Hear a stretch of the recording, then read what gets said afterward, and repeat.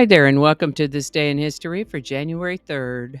January 3rd is the third day of the year in the Gregorian calendar, with 362 days remaining to the end of the year, or 363 if it's a leap year.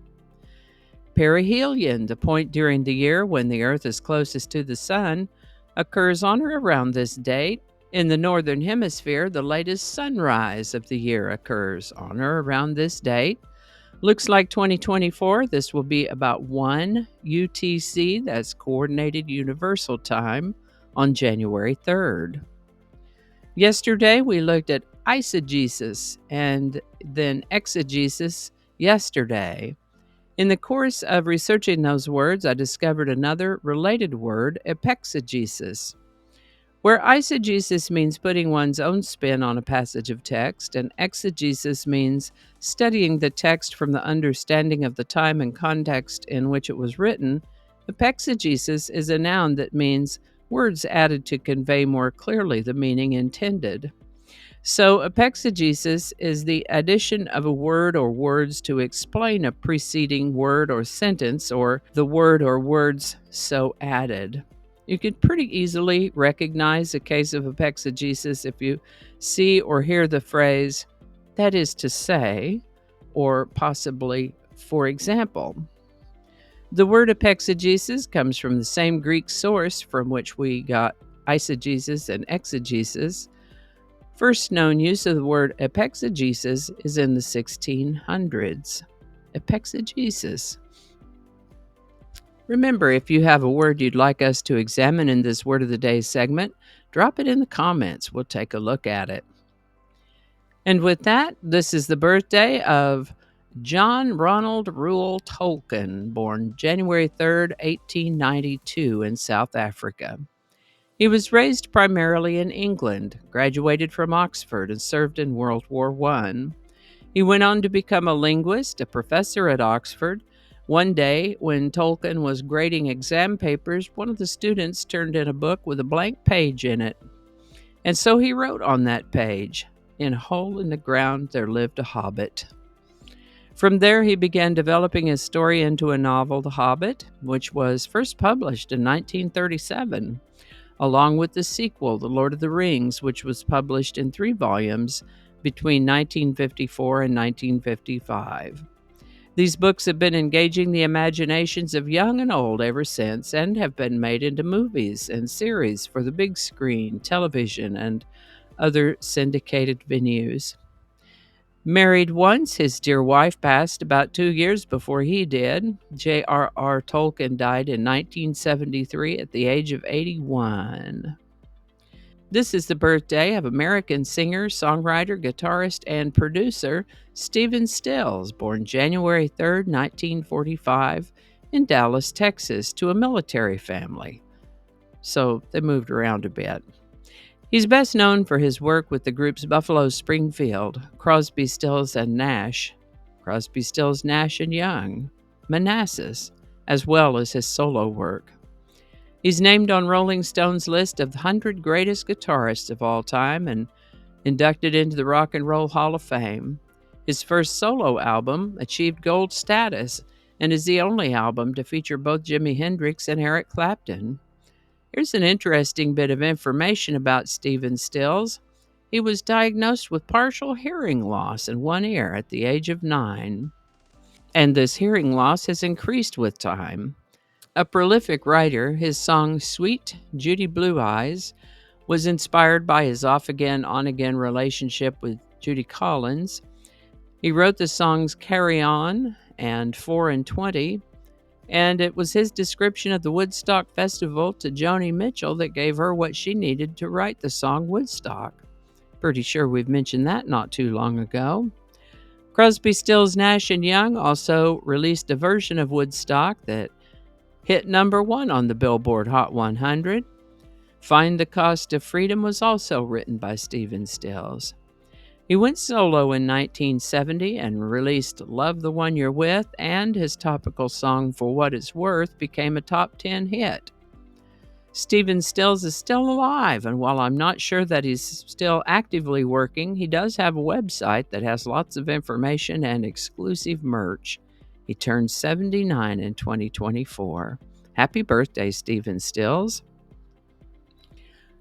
Alaska was admitted as the 49th U.S. state on January 3, 1959.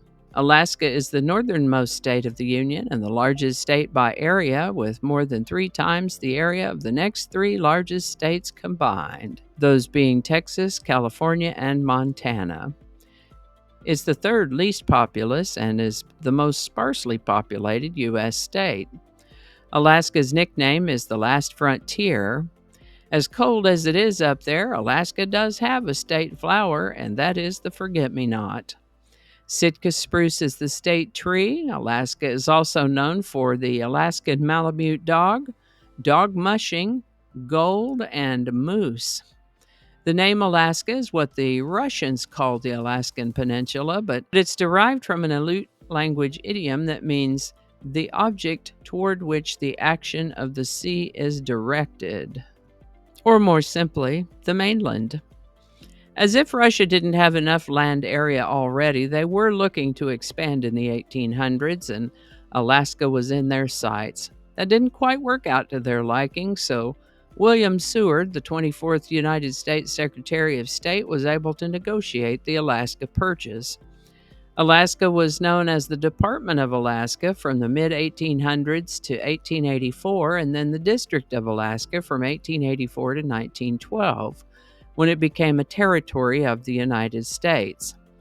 Alaska was admitted as a state on January 3, 1959, becoming the 49th state of the United States. Now, we'll be wrapping this episode up shortly, but if you're interested to see what else we might have covered in previous episodes for January 3rd, I'll leave a link for you. Between the songs is Stephen Stills wrote and performed, whether solo or with Buffalo Springfield, Crosby, Stills, and Nash, Crosby, Stills, Nash, and Young, or Manassas. It's hard to choose just one to talk about. They're all beautiful, melodic, and my goodness, the harmonies are just amazing. But I think the one we're going to go with today is the song 4 and 20. He'd recorded the song in one take, solo, playing his own acoustic guitar. He was still with Crosby, Stills, Nash, and Young, but was planning to go solo and intended to use this song on his debut solo album. When his bandmates heard it, though, they begged him to put it on the Deja Vu album they were working on. He asked David Crosby and Graham Nash to sing harmony parts on the song, but they said, no, it's perfect the way it is. We're not touching it. So 4 and 20 is the only song both written and performed by one member of the band on the Deja Vu album. Stephen Stills said this song was written from the perspective of a man in his 80s who started out with nothing and ultimately ended up with nothing. 4 and 20 by Stephen Stills. Link in the description. And I think that's going to do it for us today. Thank you so much for watching. Consider subscribing if you haven't already. Feel free to share this video with a link in your email, messaging, or social media. If you enjoyed this series, check out the playlist that contains these videos, and I'll put a link to that in the description.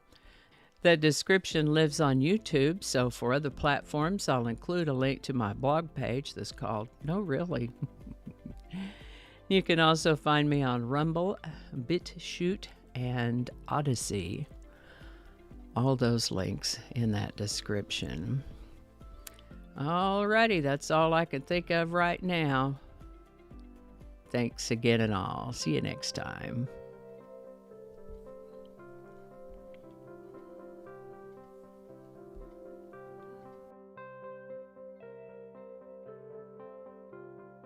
This is the birthday. I didn't get that. Could you try again? I wasn't talking to you. John, are you kidding me? Okay, hold on. We got to make that be quiet. Hi there, and welcome to This Day in History for... Oh, where's your microphone? Okay, we don't want to say the same thing twice. Oh, get your microphone. What is it with you and this microphone? Okay, here we go. Okay, we are still recording. That's great. Okay. How about that? Well, I have a lot to edit today. Cacophony is a sound. Cacophony is a noun that you got to read it the right way. Let's start over.